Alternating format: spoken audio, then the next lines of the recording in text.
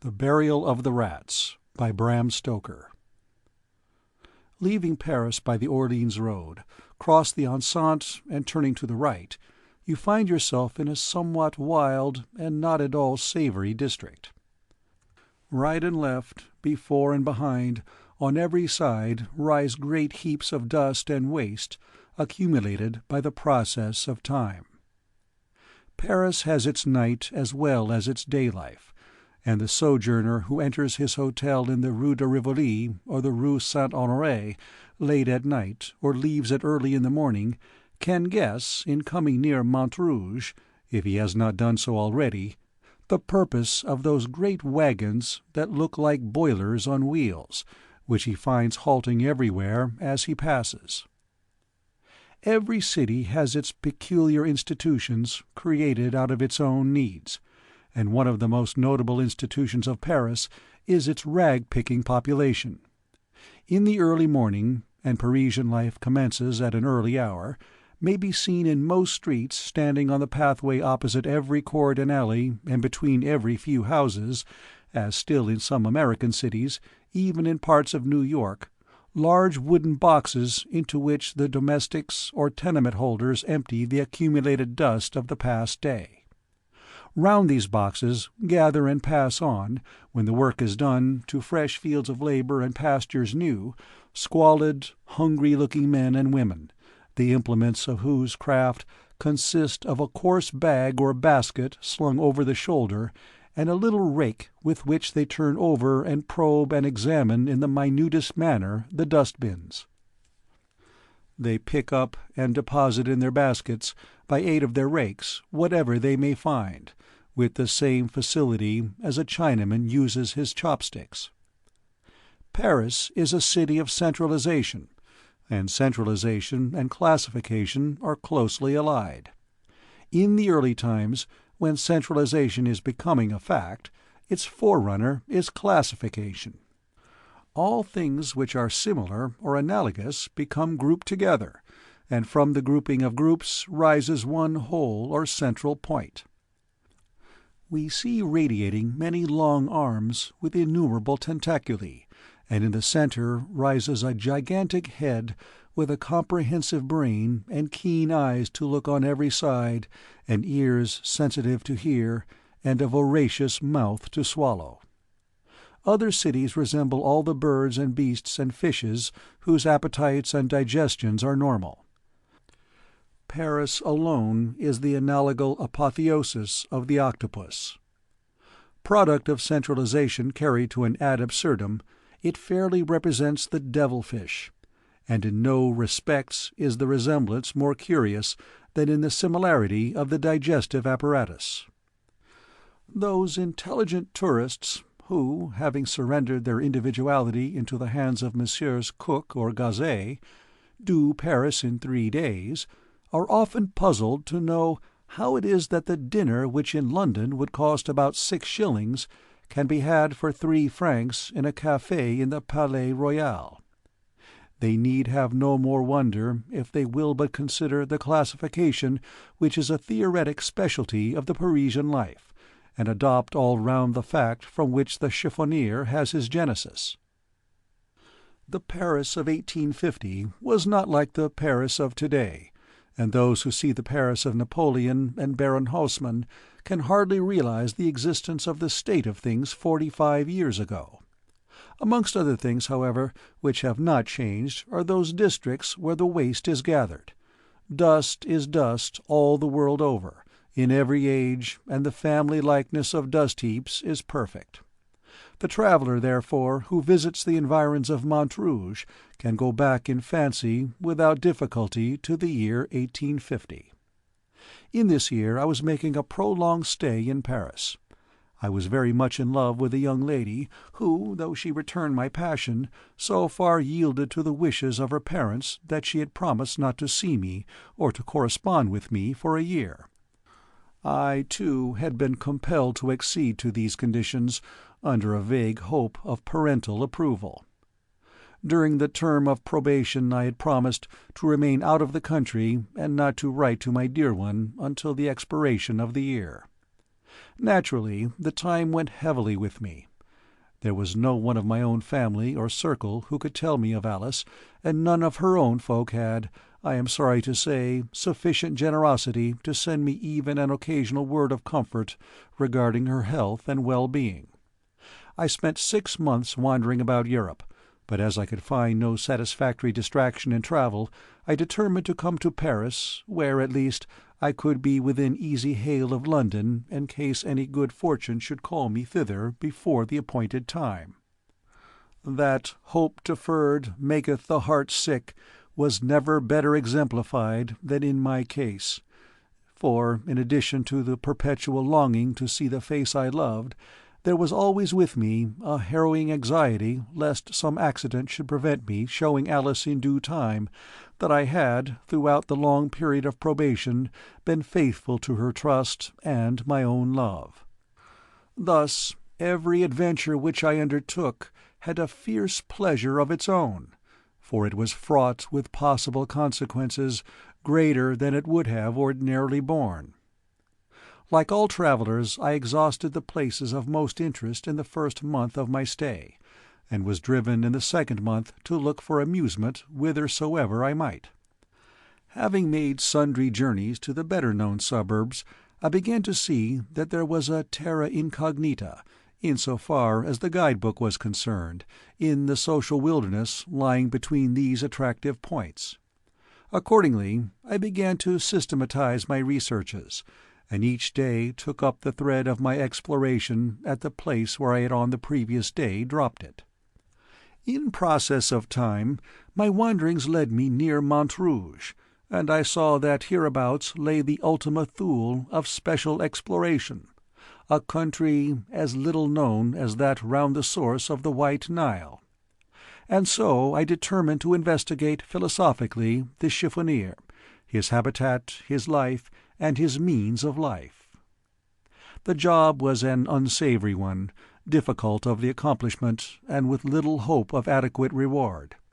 However, despite reason, obstinacy prevailed, and I entered into my new investigation with a keener energy than I could have summoned to aid me in any investigation leading to any end, valuable or worthy. One day, late in a fine afternoon, toward the end of September, I entered the Holy of Holies of the City of Dust.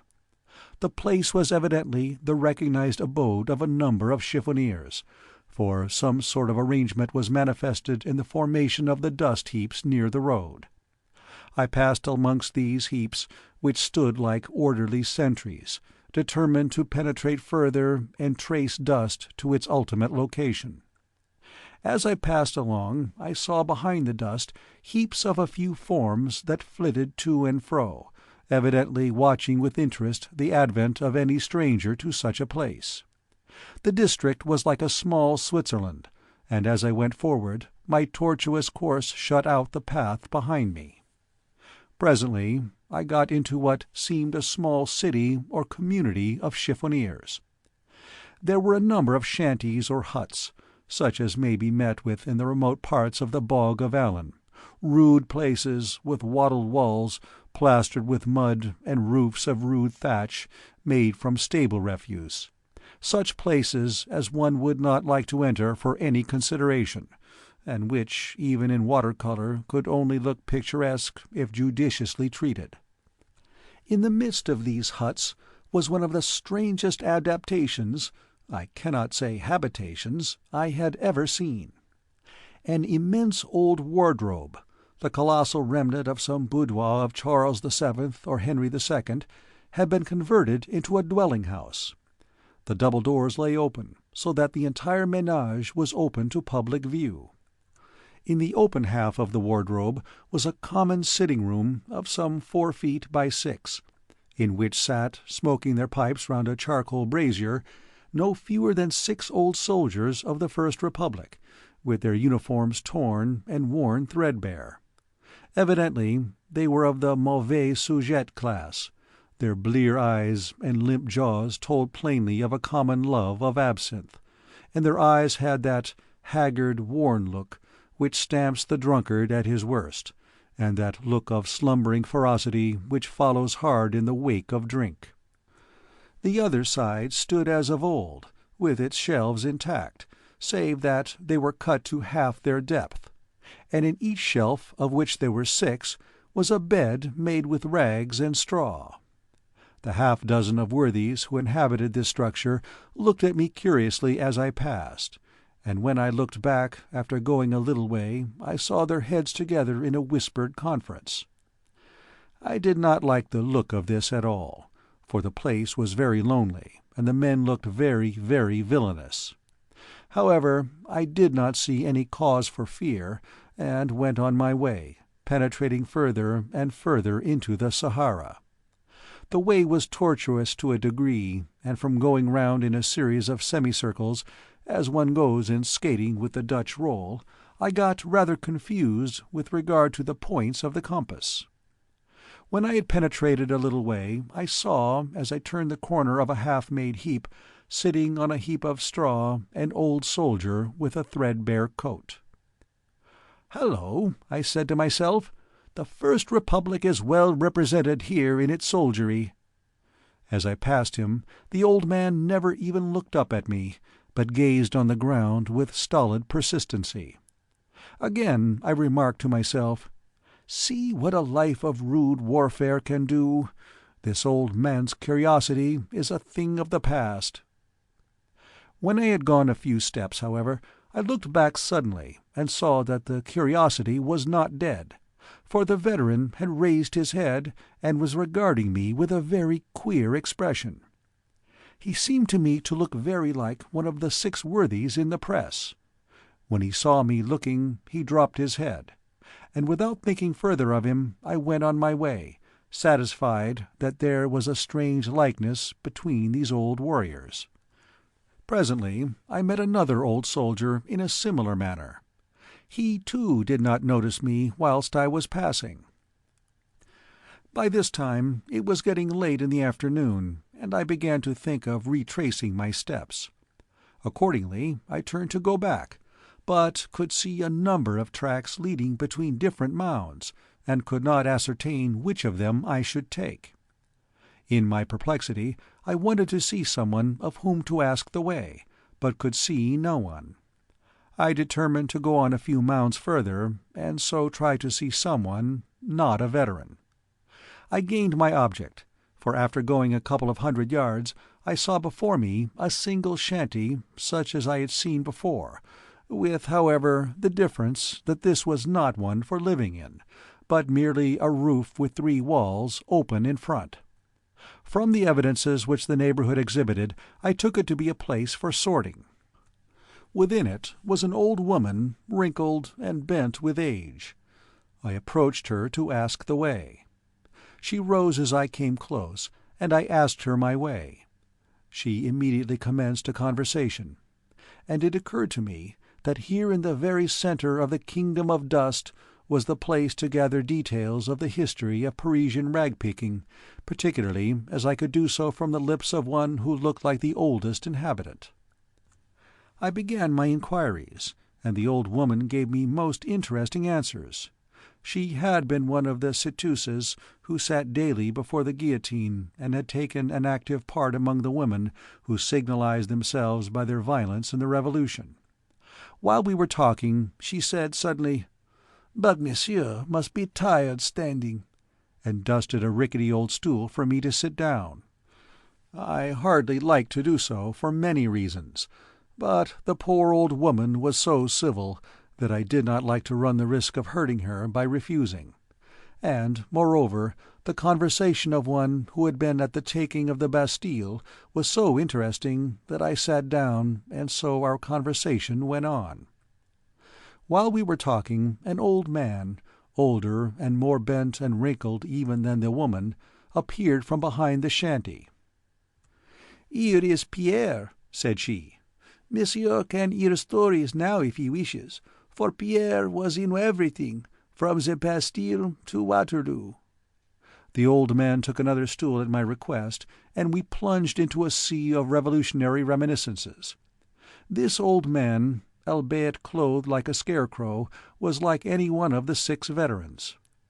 I was now sitting in the centre of the low hut with the woman on my left hand and the man on my right, each of them being somewhat in front of me.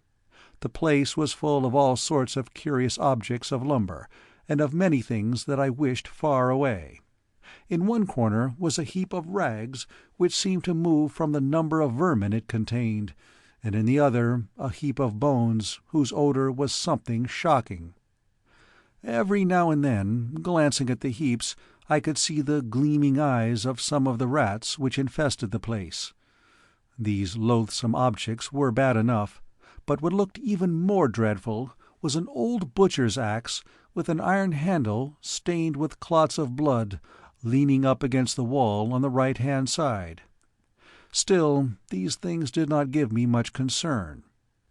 The talk of the two old people was so fascinating that I stayed on, till the evening came and the dust heaps threw dark shadows over the vales between them. After a time I began to grow uneasy.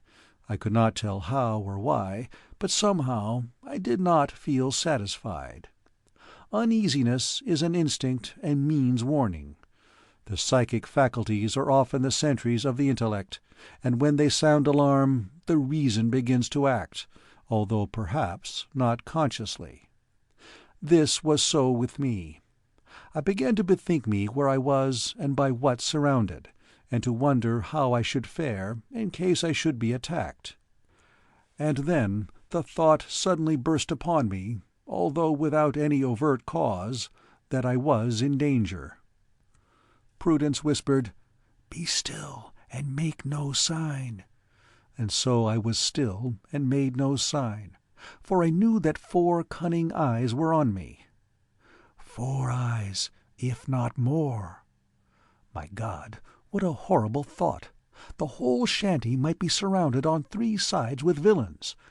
I might be in the midst of a band of such desperadoes as only half a century of periodic revolution can produce. With a sense of danger, my intellect and observation quickened, and I grew more watchful than was my wont.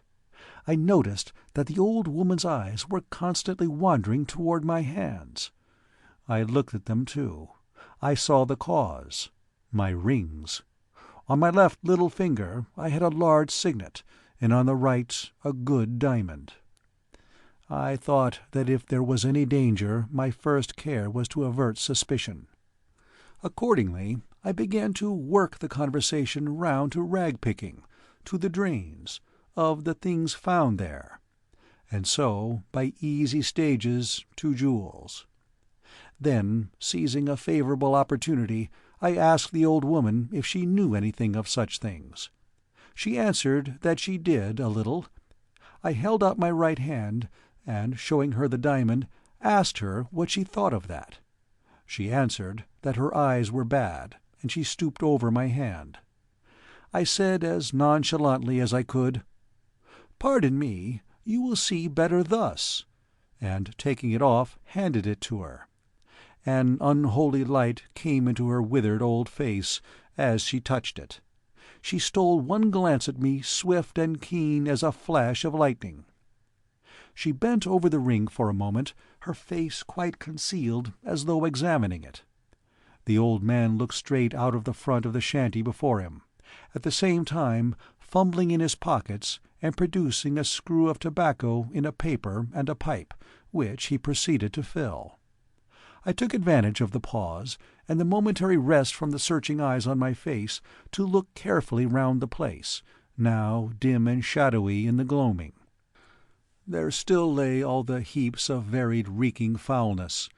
There the terrible blood-stained axe, leaning against the wall in the right-hand corner, and everywhere, despite the gloom, the baleful glitter of the eyes of the rats. I could see them even through some of the chinks of the boards at the back low down close to the ground. But stay, these latter eyes seemed more than usually large and bright and baleful. For an instant my heart stood still, and I felt in that whirling condition of mind in which one feels a sort of spiritual drunkenness, and as though the body is only maintained erect in that there is no time for it to fall before recovery. Then, in another second, I was calm, coldly calm, with all my energies in full vigour, with a self-control which I felt to be perfect, and with all my feeling and instincts alert. Now I knew the full extent of my danger. I was watched and surrounded by desperate people. I could not even guess at how many of them were lying there on the ground behind the shanty, waiting for the moment to strike. I knew that I was big and strong, and they knew it too. They knew also, as I did, that I was an Englishman and would make a fight for it. And so we waited. I had, I felt, gained an advantage in the last few seconds, for I knew my danger and understood the situation. Now, I thought, is the test of my courage, the enduring test. The fighting test may come later. The old woman raised her head and said to me in a satisfied kind of way, "A very fine ring, indeed, a beautiful ring. Oh me, I once had such rings, plenty of them, and bracelets and earrings. Oh, for in those fine days I led the town a dance, but they have forgotten me now, they forgotten me. They? Why, they never heard of me. Perhaps their grandfathers remember me, some of them." And she laughed a harsh, croaking laugh. And then I am bound to say that she astonished me, for she handed me back the ring with a certain suggestion of old-fashioned grace which was not without its pathos. The old man eyed her with a sort of sudden ferocity, half rising from his stool, and said to me suddenly and hoarsely, "Let me see." I was about to hand the ring when the old woman said, "No, no, do not give it to Pierre.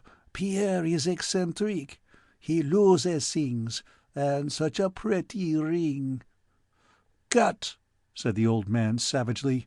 Suddenly the old woman said, rather more loudly than was necessary, "Wait! I shall tell you something about a ring." There was something in the sound of her voice that jarred upon me. Perhaps it was my hypersensitiveness, wrought up as I was to such a pitch of nervous excitement, but I seemed to think that she was not addressing me. As I stole a glance round the place, I saw the eyes of the rats in the bone-heaps, but I missed the eyes along the back. But even as I looked I saw them again appear.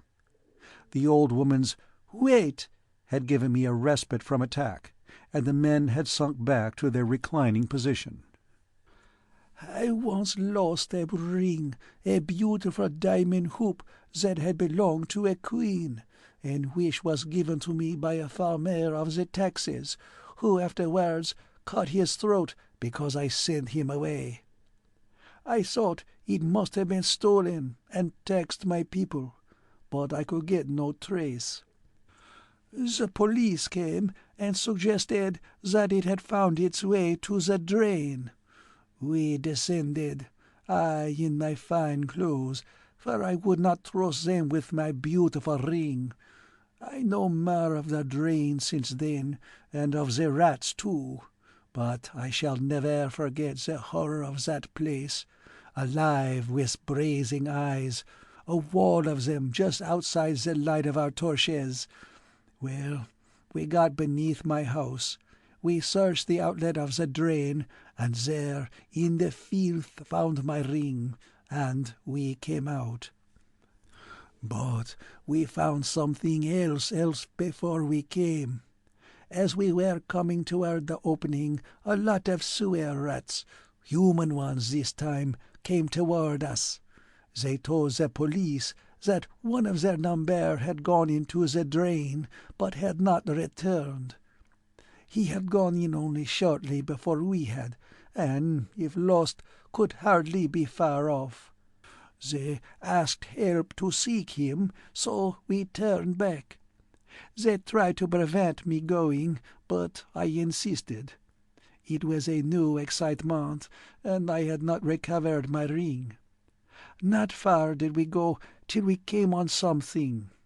There was but little water, and the bottom of the drain was raised with brick, rubbish, and much matter of the kind.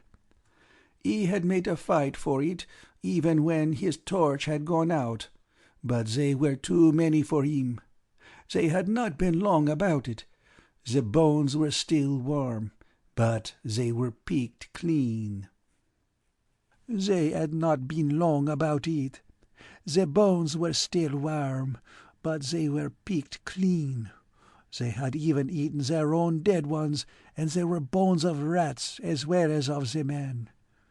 They took it cool enough, those other, the human ones, and joked of their comrade when they found him dead, though they would have helped him living.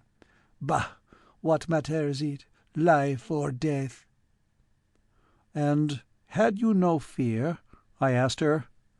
"Fear?" she said with a laugh. "Me have fear? Ask Pierre.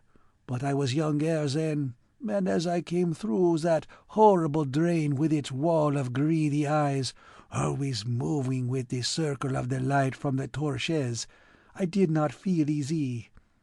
I kept on before the men, though. It was a way I have. I never let the men get it before me. All I want is a chance and the means. And they ate him up, took every trace away except the bones, and no one knew it, nor no sound of him was ever heard." Here she broke into a chuckling fit of the ghastliest merriment which it was ever my lot to hear and see. A great poetess describes her heroine singing, "Oh, to see or hear her singing, scarce I know which is the divinest."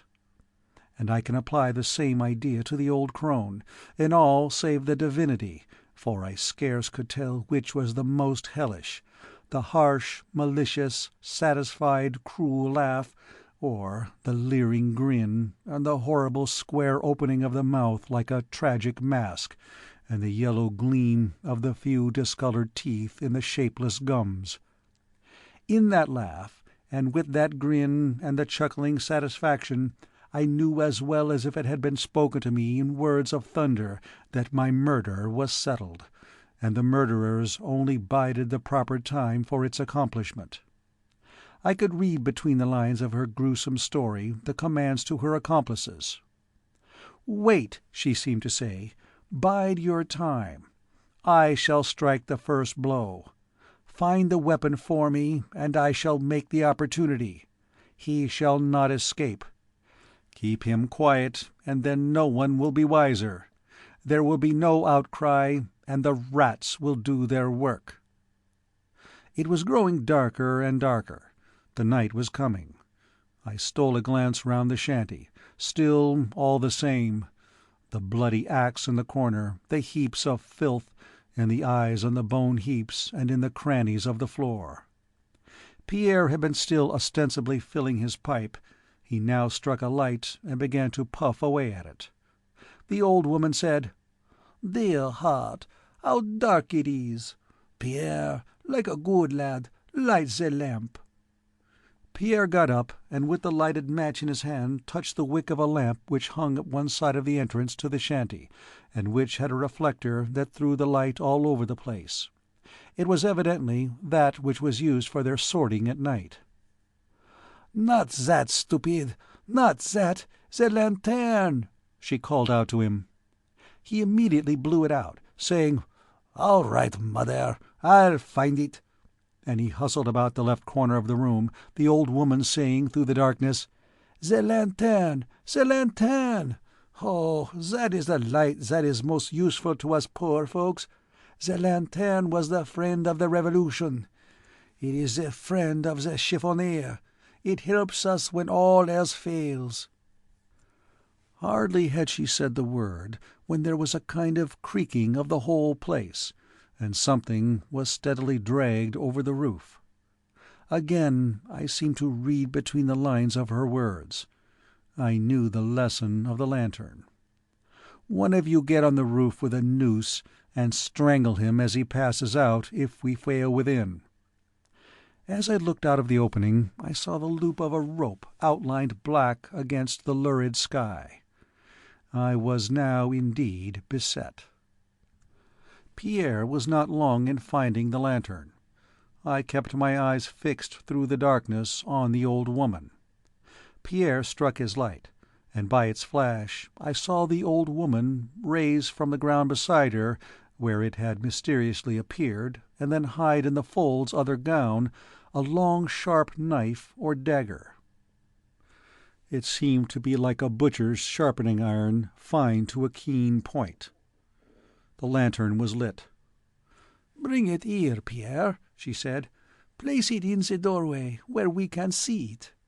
See how nice it is. It shuts out the darkness from us. It is just right." Just right for her and her purposes. It threw all its light on my face, leaving in gloom the faces of both Pierre and the woman, who sat outside of me on each side. I felt that the time of action was approaching, and I knew now that the first signal and movement would come from the woman, so I watched her. I was all unarmed, but I had made up my mind what to do. At the first movement I would seize the butcher's axe in the right-hand corner and fight my way out. At least, I would die hard. I stole a glance round to fix its exact locality so that I could not fail to seize it at the first effort, for then, if ever, time and accuracy would be precious. Good God! It was gone! All the horror of the situation burst upon me, but the bitterest thought of all was that if the issue of the terrible position should be against me, Alice would infallibly suffer. Either she would believe me false, and any lover, or anyone who has ever been one, can imagine the bitterness of the thought, or else she would go on loving long after I have been lost to her and to the world, so that her life would be broken and embittered, shattered with disappointment and despair. The very magnitude of the pain braced me up and nerved me to bear the dread scrutiny of the plotters.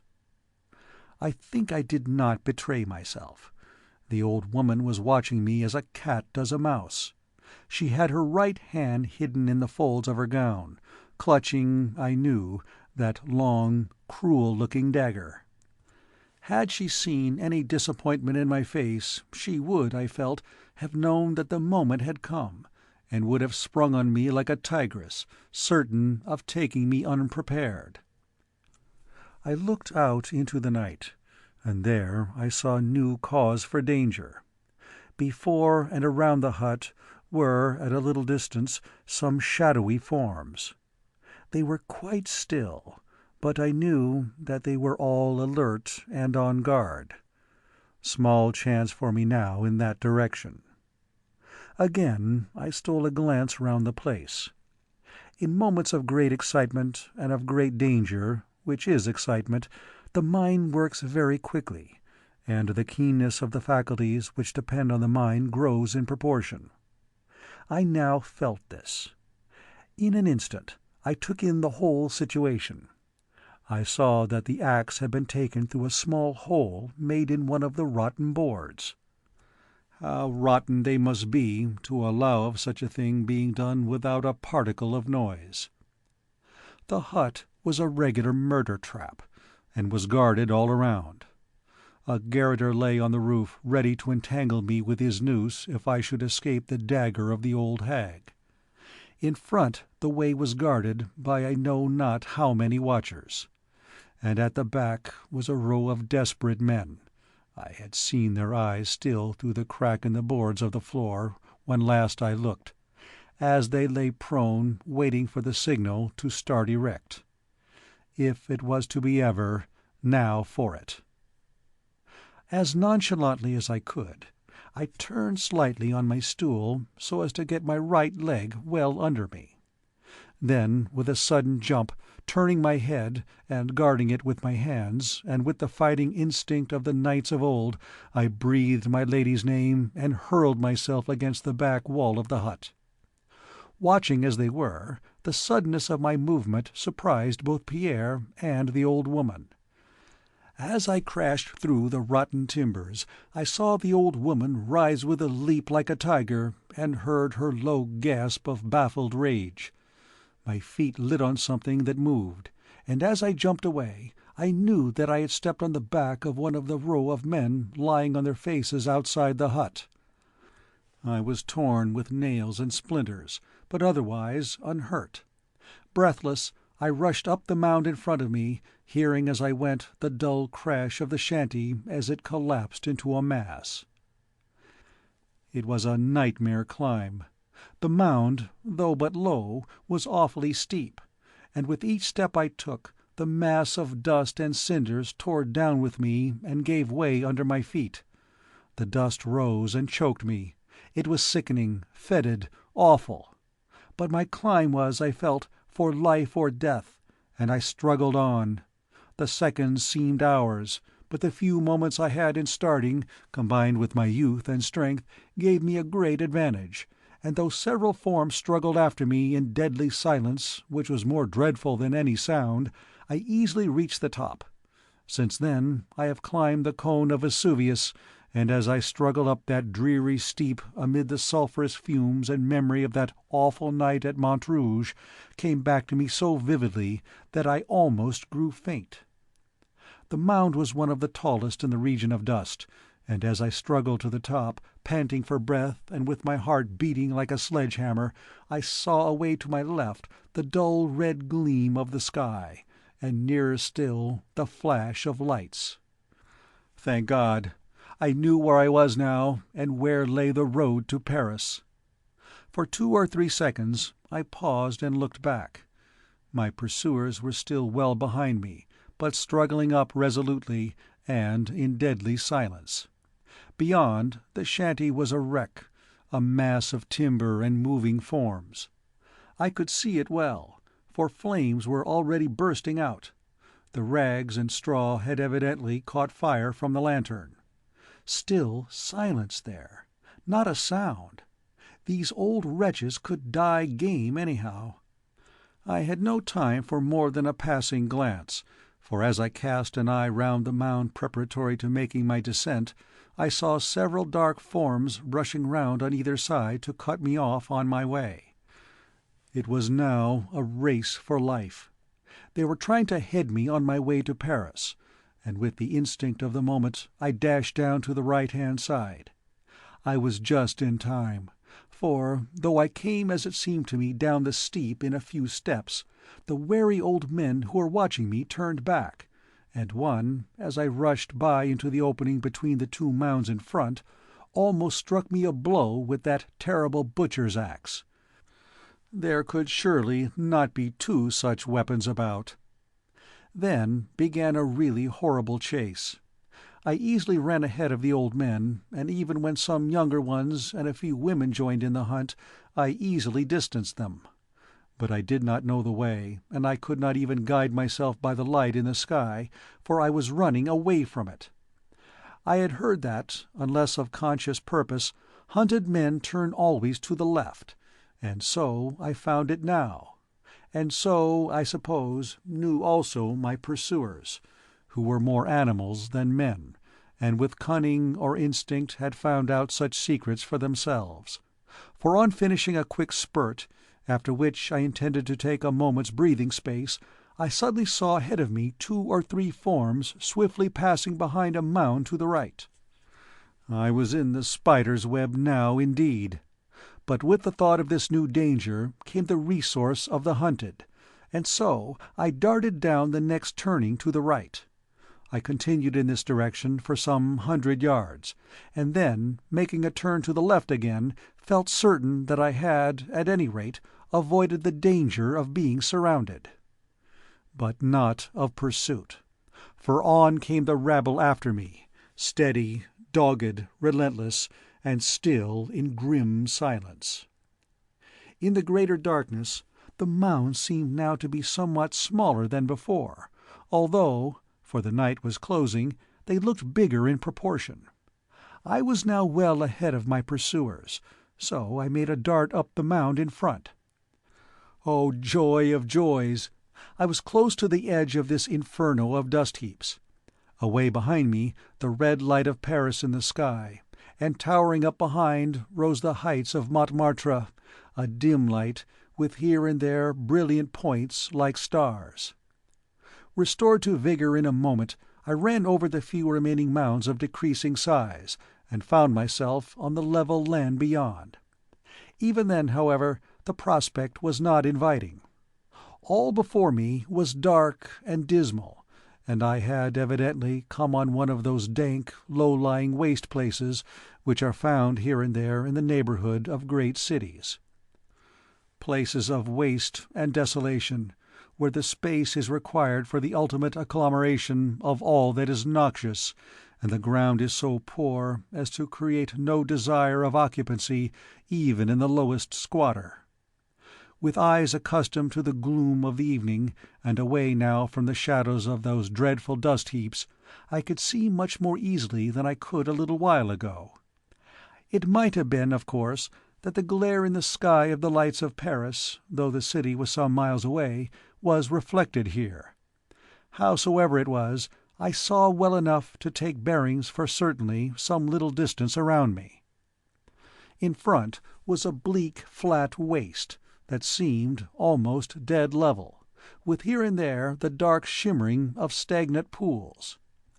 Seemingly far off on the right, amid a small cluster of scattered lights, rose a dark mass of Fort Montrouge, and away to the left in the dim distance, pointed with stray gleams from cottage windows, the lights in the sky showed the locality of Bicêtre. A moment's thought decided me to take to the right and to try to reach Montrouge. There at least would be some sort of safety, and I might possibly long before come on some of the cross-roads which I knew. Somewhere, not far off, must lie the strategic road made to connect the outlying chain of forts circling the city. Then I looked back. Coming over the mounds, and outlined black against the glare of the Parisian horizon, I saw several moving figures, and still away to the right several more deploying out between me and my destination. They evidently meant to cut me off in this direction, and so my choice became constricted. It lay now between going straight ahead or turning to the left. Stooping to the ground, so as to get the advantage of the horizon as a line of sight, I looked carefully in this direction, but could detect no sign of my enemies. I argued that as they had not guarded, or were not trying to guard that point, there was evidently danger to me there already, so I made up my mind to go straight on before me. It was not an inviting prospect, and as I went on the reality grew worse. The ground became soft and oozy, and now and again gave way beneath me in a sickening kind of way. I seemed somehow to be going down, for I saw round me places seemingly more elevated than where I was, and this in a place which from a little way back seemed dead level. I looked around, but could see none of my pursuers. This was strange, for all along these birds of the night had followed me through the darkness as well as though it was broad daylight. How I blamed myself for coming out in my light-coloured tourist suit of tweed. The silence, and my not being able to see my enemies, whilst I felt that they were watching me, grew appalling, and in the hope of someone not of this ghastly crew hearing me, I raised my voice and shouted several times. There was not the slightest response, not even an echo rewarded my efforts.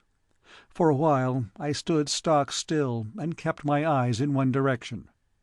On one of the rising places around me I saw something dark move along, then another, and another. This was to my left, and seemingly moving to head me off. I thought that again I might with my skill as a runner elude my enemies at this game, and so with all my speed darted forward. Splash! My feet had given way in a mass of slimy rubbish, and I had fallen headlong into a reeking, stagnant pool. The water, and the mud in which my arms sank up to the elbows, was filthy and nauseous beyond description, and in the suddenness of my fall I had actually swallowed some of the filthy stuff, which nearly choked me, and made me gasp for breath.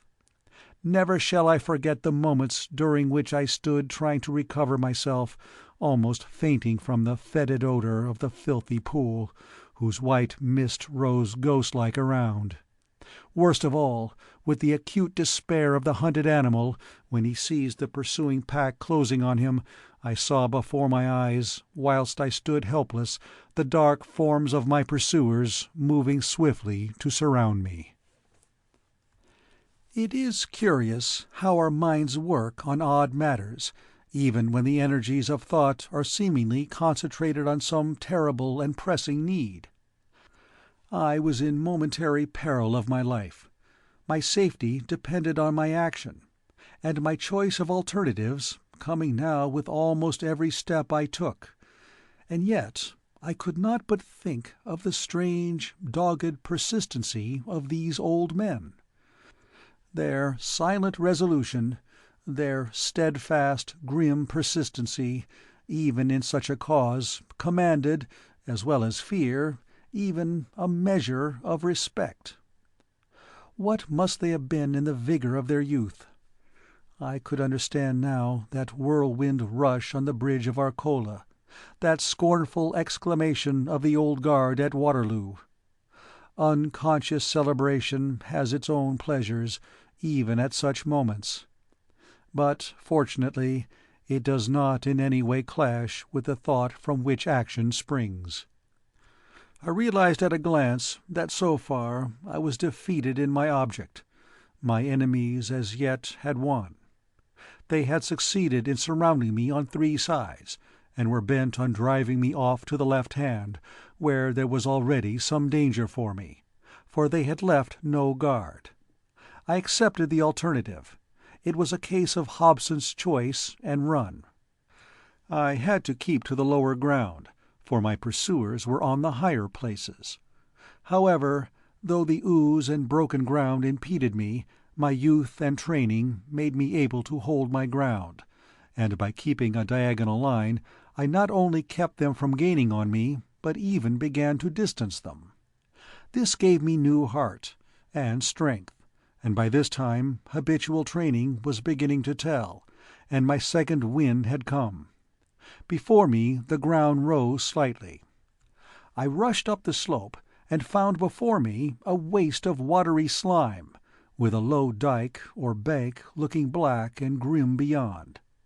I felt that if I could but reach that dike in safety, I could there, with solid ground under my feet and some kind of path to guide me, find with comparative ease a way out of my troubles.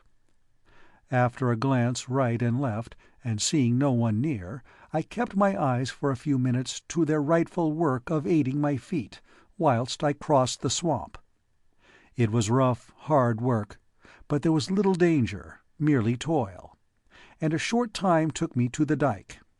I rushed up the slope exulting, but here again I met a new shock. On either side of me rose a number of crouching figures. From right and left they rushed at me. Each body held a rope. The cordon was nearly complete. I could pass on neither side, and the end was near. There was only one chance, and I took it. I hurled myself across the dike, and escaping out of the very clutches of my foes, threw myself into the stream. At any other time I should have thought that water foul and filthy, but now it was as welcome as the most crystal stream to the parched traveller. It was a highway of safety. My pursuers rushed after me. Had only one of them held the rope, it would have been all up with me, for he could have entangled me before I had time to swim a stroke. But the many hands holding it embarrassed and delayed them, and when the rope struck the water, I heard the splash well behind me. A few minutes' hard swimming took me across the stream. Refreshed with the immersion and encouraged by the escape, I climbed the dike in comparative gaiety of spirits. From the top I looked back. Through the darkness I saw my assailants scattering up and down along the dike. The pursuit was evidently not ended, and again I had to choose my course. Beyond the dyke where I stood was a wild, swampy space very similar to that which I had crossed. I determined to shun such a place, and thought for a moment whether I would take up or down the dyke. I thought I heard the sound, the muffled sound of oars, so I listened, and then shouted. No response, but the sound ceased. My enemies had evidently got a boat of some kind. As they were on the upside of me, I took the down path and began to run. As I passed to the left of where I had entered the water, I heard several splashes, soft and stealthy, like the sound a rat makes as he plunges into the stream, but vastly greater. And as I looked, I saw the dark sheen of the water broken by the ripples of several advancing heads. Some of my enemies were swimming the stream also. And now behind me, up the stream, the silence was broken by the quick rattle and creak of oars. My enemies were in hot pursuit. I put my best leg foremost and ran on. After a break of a couple of minutes, I looked back, and by a gleam of light through the ragged clouds, I saw several dark forms climbing the bank behind me. The wind had now begun to rise, and the water beside me was ruffled and beginning to break in tiny waves on the bank. I had to keep my eyes pretty well on the ground before me, lest I should stumble, for I knew that to stumble was death. After a few minutes I looked back behind me. On the dyke were only a few dark figures, but crossing the waste, swampy ground were many more. What new danger this portended I did not know, could only guess. Then as I ran it seemed to me that my track kept ever sloping away to the right.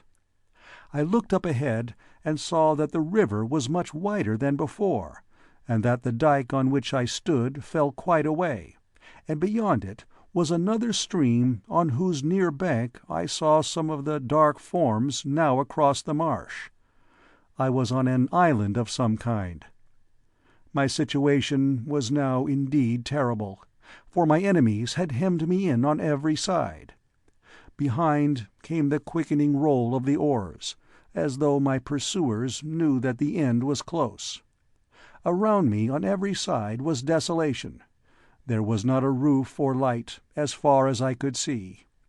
Far off to the right rose some dark mass, but what it was I knew not. For a moment I paused to think what I should do, not for more, for my pursuers were drawing closer. Then my mind was made up. I slipped down the bank and took to the water. I struck out straight ahead, so as to gain the current by clearing the backwater of the island, for such I presume it was, when I had passed into the stream. I waited till a cloud came driving across the moon and leaving all in darkness. Then I took off my hat and laid it softly on the water, floating with the stream, and a second after dived to the right and struck out under water with all my might. I was, I suppose, half a minute under water, and when I rose, came up as softly as I could, and turning, looked back. There went my light brown hat floating merrily away. Close behind it came a rickety old boat, driven furiously by a pair of oars. The moon was still partly obscured by the drifting clouds, but in the partial light I could see a man in the bows holding aloft, ready to strike, what appeared to me to be that same dreadful pole-axe which I had before escaped. As I looked, the boat drew closer, closer, and the man struck savagely. The hat disappeared. The man fell forward, almost out of the boat. His comrades dragged him in, but without the axe, and then as I turned with all my energies bent on reaching the further bank, I heard the fierce whir of the muttered "Sacre," which marked the anger of my baffled pursuers. That was the first sound I had heard from human lips during all this dreadful chase, and, full as it was of menace and danger to me, it was a welcome sound, for it broke that awful silence which shrouded and appalled me. It was as though an overt sign that my opponents were men and not ghosts, and that with them I had, at least, the chance of a man, though but one against many. But now that the spell of silence was broken, the sounds came thick and fast. From boat to shore, and back from shore to boat, came quick question and answer, all in the fiercest whispers. I looked back, a fatal thing to do, for in the instant someone caught sight of my face, which showed white on the dark water, and shouted. Hands pointed to me, and in a moment or two the boat was under way, and following hard after me. I had but a little way to go, but quicker and quicker came the boat after me. A few more strokes, and I would be on shore, but I felt the oncoming of the boat, and expected each second to feel the crash of an oar or other weapon on my head. Had I not seen that dreadful axe disappear in the water, I do not think that I could have won the shore. I heard the muttered curses of those not rowing, and the laboured breath of the rowers. With one supreme effort for life or liberty, I touched the bank and sprang up it. There was not a single second to spare, for hard behind me the boat grounded, and several dark forms sprang after me. I gained the top of the dyke, and keeping to the left, ran on again. The boat put off and followed down the stream. Seeing this, I feared danger in this direction, and quickly turning, ran down the dyke on the other side, and after passing a short stretch of marshy ground, gained a wild, open, flat country, and sped on. Still behind me came on my relentless pursuers. Far away below me I saw the same dark mass as before, but now grown closer and greater. My heart gave a great thrill of delight, for I knew that it must be the fortress of Bicêtre, and with new courage I ran on. I had heard that between each and all of the protecting forts of Paris there are strategic ways, deep-sunk roads, where soldiers marching should be sheltered from an enemy. I knew that if I could gain this road I would be safe, but in the darkness I could not see any sign of it, so in blind hope of striking it I ran on. Presently I came to the edge of a deep cut, and found that down below me ran a road guarded on each side by a ditch of water, fenced on either side by a straight, high wall. Getting fainter and dizzier, I ran on. The ground got more broken, more and more still, till I staggered and fell and rose again, and ran on in the blind anguish of the hunted. Again the thought of Alice nerved me. I would not be lost and wreck her life. I would fight and struggle for life to the bitter end. With a great effort I caught the top of the wall. As, scrambling like a catamount, I drew myself up, I actually felt a hand touch the sole of my foot. I was now on a sort of causeway, and before me I saw a dim light. Blind and dizzy, I ran on, staggered and fell, rising, covered with dust and blood. "Halt là!" The words sounded like a voice from heaven. A blaze of light seemed to enwrap me, and I shouted with joy. "Qui là-bas?" The rattle of musketry, the flash of steel before my eyes. Instinctively I stopped, though close behind me came a rush of my pursuers. Another word or two, and out from a gateway poured, as it seemed to me, a tide of red and blue, as the guard turned out. All around seemed blazing with light, and the flash of steel, the clink and rattle of arms, and the loud, harsh voices of command. As I fell forward, utterly exhausted, a soldier caught me. I looked back in dreadful expectation, and saw the mass of dark forms disappearing into the night. Then I must have fainted. When I recovered my senses, I was in the guard-room. They gave me a brandy, and after a while I was able to tell them something of what had passed. Then a commissary of police appeared, apparently out of the empty air, as is the way of the Parisian police officer. He listened attentively, and then had a moment's consultation with the officer in command. Apparently they were agreed, for they asked me if I were ready now to come with them. "Where to?" I asked, rising to go. "Back to the dust heaps. We shall, perhaps, catch them yet." "I shall try," said I. He eyed me for a moment keenly, and said suddenly, "Would you like to wait a while, or till tomorrow, young Englishman?" This touched me to the quick, as perhaps he intended, and I jumped to my feet. "Come now," I said. "Now! Now!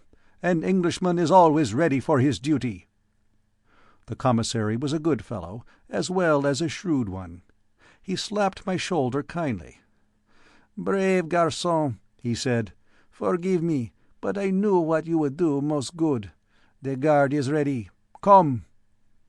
And so, passing right through the guard-room and through a long vaulted passage, we were out into the night. A few of the men in front had powerful lanterns. Through courtyards and down a sloping way we passed out through a low archway to a sunken road, the same that I had seen in my flight.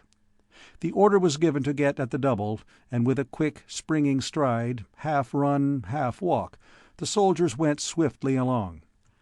I felt my strength renewed again. Such is the difference between hunter and hunted. A very short distance took us to a low-lying pontoon bridge across the stream, and evidently very little higher up than I had struck it. Some effort had evidently been made to damage it, for the ropes had all been cut, and one of the chains had been broken. I heard the officer say to the commissary, "We are just in time. A few more minutes and they would have destroyed the bridge. Forward, quicker still!" And on we went. Again we reached a pontoon on the winding stream. As we came up, we heard the hollow boom of the metal drums as the efforts to destroy the bridge was again renewed. A word of command was given, and several men raised their rifles. "Fire!" A volley rang out. There was a muffled cry, and the dark forms disappeared. But the evil was done, and we saw the far end of the pontoon swing into the stream.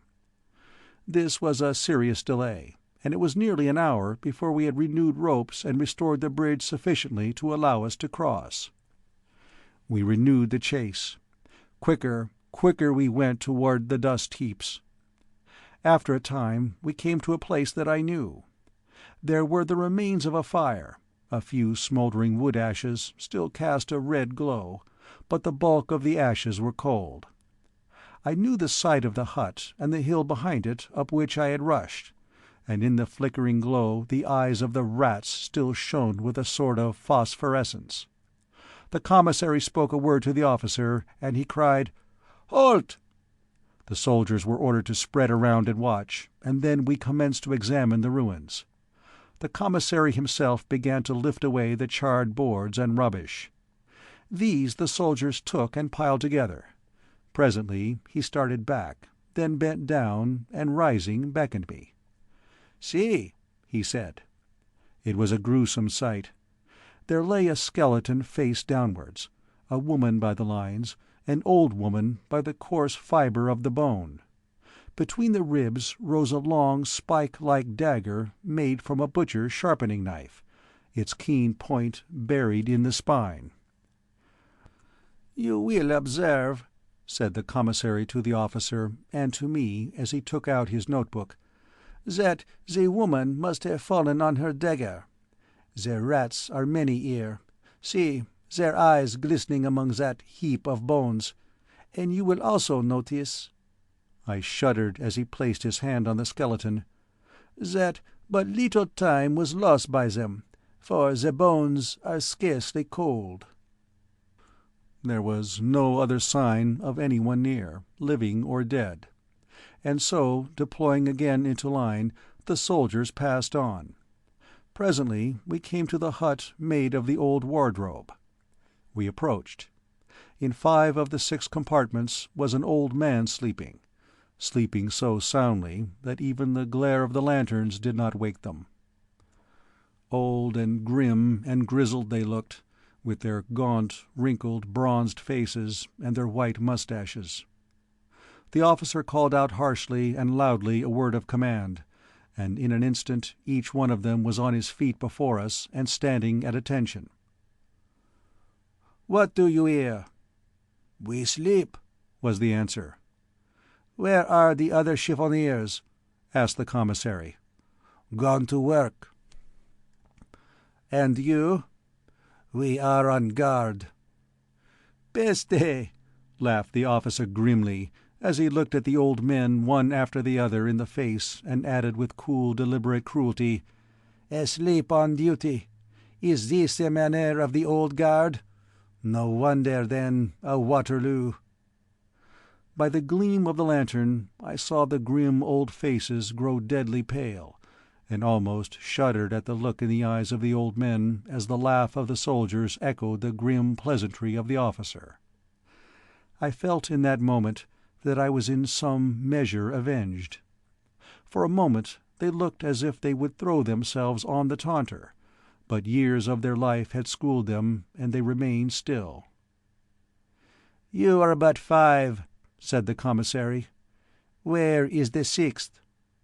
The answer came with a grim chuckle. "He is there," and the speaker pointed to the bottom of the wardrobe. "He died last night. You won't find much of him. The burial of the rats is quick." The commissary stooped and looked in. Then he turned to the officer and said calmly, "We may as well go back. No trace here now.